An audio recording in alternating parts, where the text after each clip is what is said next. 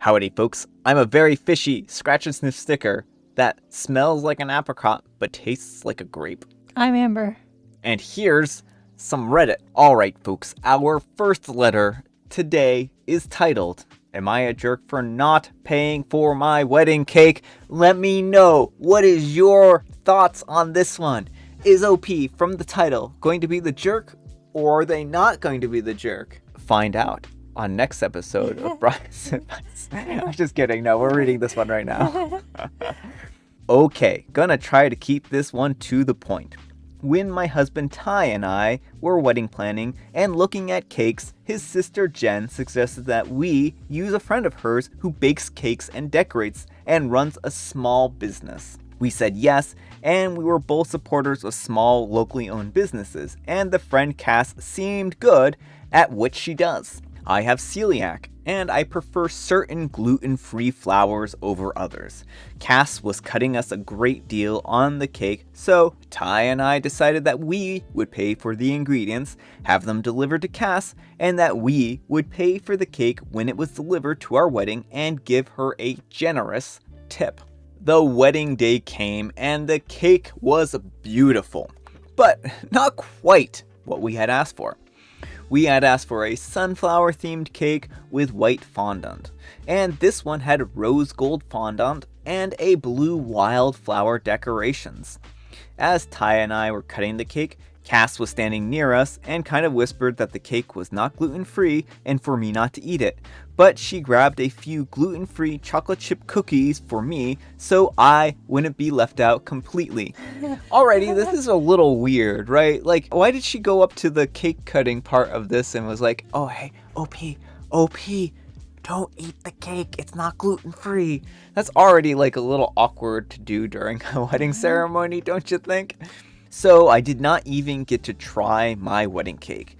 The cookies were okay, but it wasn't the same, and I had a hard time hiding my disappointment. We did end up pulling Cass aside to ask her what happened, and she explained that she got really busy and had other gluten-free orders that came in and had to use all of our gluten-free flour that we had sent to her, and ended up forgetting about our cake until a few days before the wedding, so she put it together with extra stuff that she just had lying around.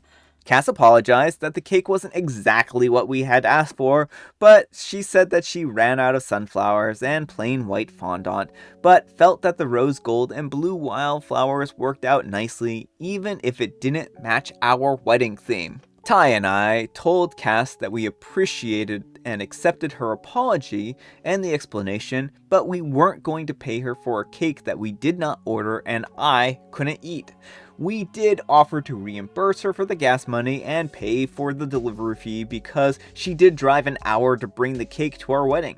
Cass was upset and told us to never mind and said that people are always trying to take advantage and mess over small business owners before walking away.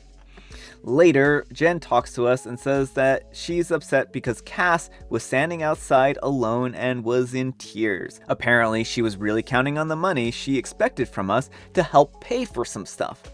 Jen said that we are being unreasonable and unfair because even if the cake wasn't perfect, it was obvious that Cass put a lot of time and effort into making something nice that we failed to appreciate and compensate for her hard work. Am I the jerk? Alright folks, what do you think? Jerk or not the jerk?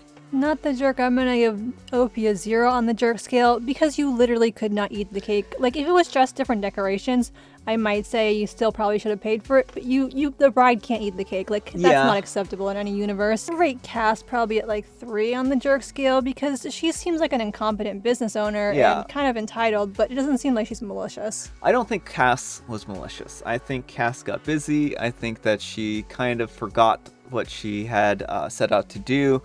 And I think that this is a really unfortunate situation. I know for a fact that if I were in OP's position, I would have paid for the cake.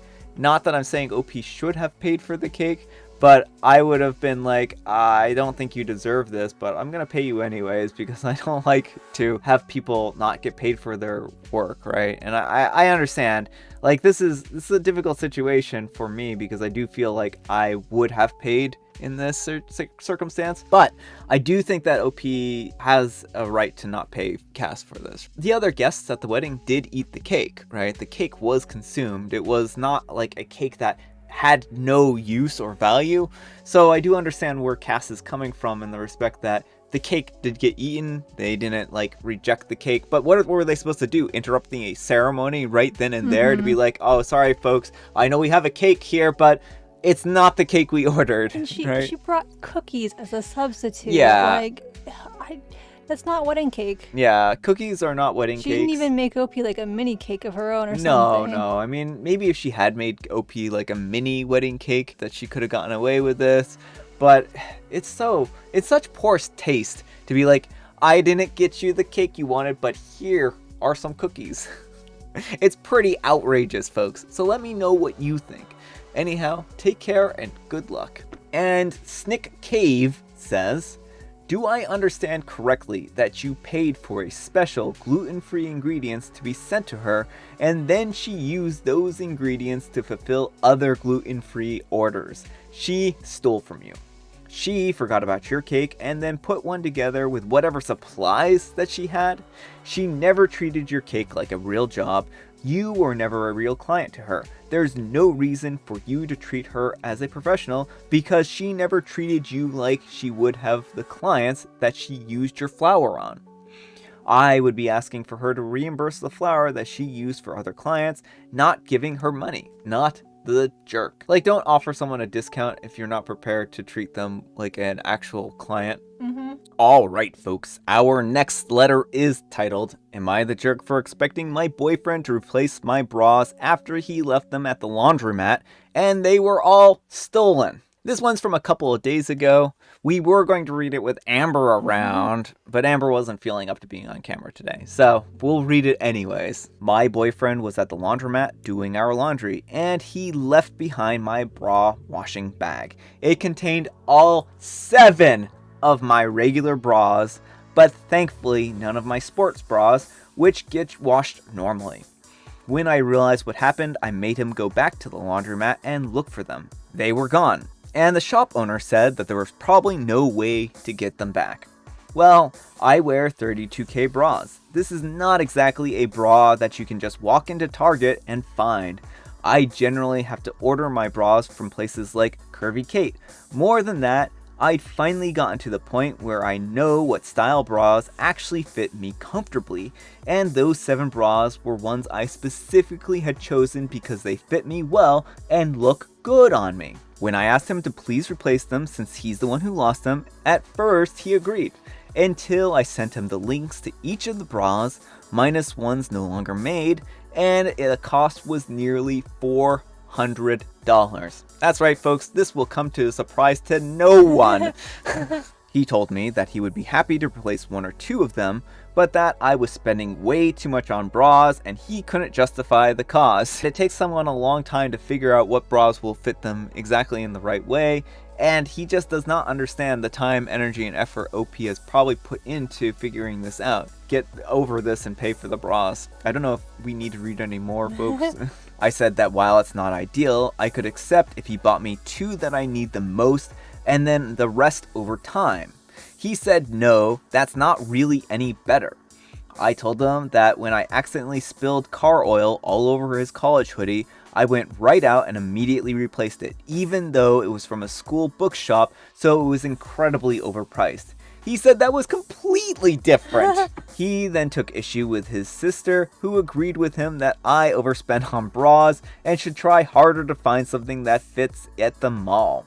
Am I the jerk for this? Should I really accept this? Sorry, y'all. Work happened. Anyways, I want to address reoccurring comments. Was he doing the laundry as a favor? No. We're 2 adults in an adult relationship. We share chores like most functional adults. He's done laundry before without this happening. Something corny referenced by marinara flags. It wasn't funny the first time, and it's not funny now. Please stop. Apparently they don't like the marinara flag. Not a fan. He doesn't get to touch certain things. until he replaces them. I don't use adult fun time as a weapon, and my body is not an object for me to offer as a prize or take away as a punishment. Grow up. Sue him and take him to the small claims court.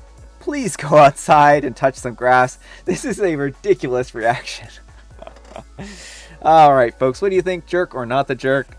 Not the jerk. I mean, as someone who has to buy specialty bras, $50 a bra is like, or in that neighborhood is pretty standard. Yeah, I think that specialty bras are always going to cost more. OP has a very specialty size here, it sounds like, and she would have a hard time, I think, finding bras that fit her properly in a mall. Maybe they have them, I mean, but I don't know, right? And we have to take her word that she's looked around and knows what fits her, right? She's taken a lot of time to discover this. So I don't think that she's a jerk. I think that she's quite reasonable to want her possessions replaced. Yeah. But also, who steals bras? I mean, I know who's stealing bras. Don't do that. Don't do that, person. So I'm going to give Opie a 0 out of 5 on the jerk scale. I'm going to give the boyfriend 4 out of 5 because he did offer to replace a couple and they're not heirlooms. Yeah, I mean, I think 3 for me, maybe. I can understand him not wanting to pay for them. I think that he is like a middle of the road jerk. He really needs to replace them. He needs to get over this and be like, yeah, I'm sorry that I lost your possessions. And then this will be a good lesson for him never to do that again. And he also needs to just accept that bras are expensive. Yeah, bras are expensive. And Better Conflict 4089 says, not the jerk, tell your boyfriend and his sister to hop on over to the mall and find some bras with a K-cup. Tell them to check every store and not to return without one. They could spend days searching the mall and not find a single bra in your size, especially K-cup with a small band size. That's exactly what I was thinking. Like 32K seems like a really unusual size. And Psychologicalizer, seriously, even with normal breasts, bras can be really uncomfortable. I'm also K, and I still have yet to find a bra that doesn't poke, pinch, or leave welts and just cause general misery. I'm a total cheapskate, but I spend money on bras, shoes, and a bed. Those are 3 critical things. They are ridiculous to tell her that she's spending so much to find comfort that they take for granted. OP, if this isn't breakup worthy for you, at least tell him that he has lost all access to your Ks until he replaces all of the bras. I mean, I think, again, that was probably one of the comments that OP was addressing, and I think that OP's response was actually a good response there. All right, folks, it is tea time. Grab your beverages of choice. I have some tea over here. Amber has some tea over there. And Amber has a joke for us. What is gray, has 4 legs, and a trunk? An elephant. A mouse going on vacation. Oh. Well, I mean, that's one answer, yes. But an elephant also has all of those attributes. And I managed to guess my tea incorrectly yet again, have licorice spice. All right, folks, that's all the time we have for today. I hope you enjoyed today's video. If you did, consider giving me a like. And if you didn't, consider giving me a dislike. Thanks so much for watching, and we will see you all tomorrow. And Amber's waving bye. Howdy, folks. I'm a very fishy scratch and sniff snicker. And Psychologicalizer says, that's really their name. And Psychologicalizer is saying, we're just gonna stick with my first cut. And Psychologicalizer, it's the best we're doing, folks. I'm sorry. I'm a total cheapskate. I'm a total cheapsteak. That's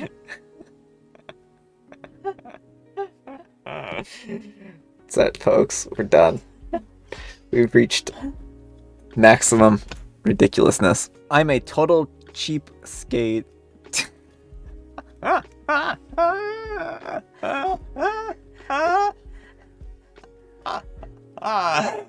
can't breathe anymore. I'm a total cheapskate, but I also spend money on bras, shoes, and a bed. Those are critical. If anyone's wondering why I'm laughing here, it's absurd. I can't do it anymore. I can't.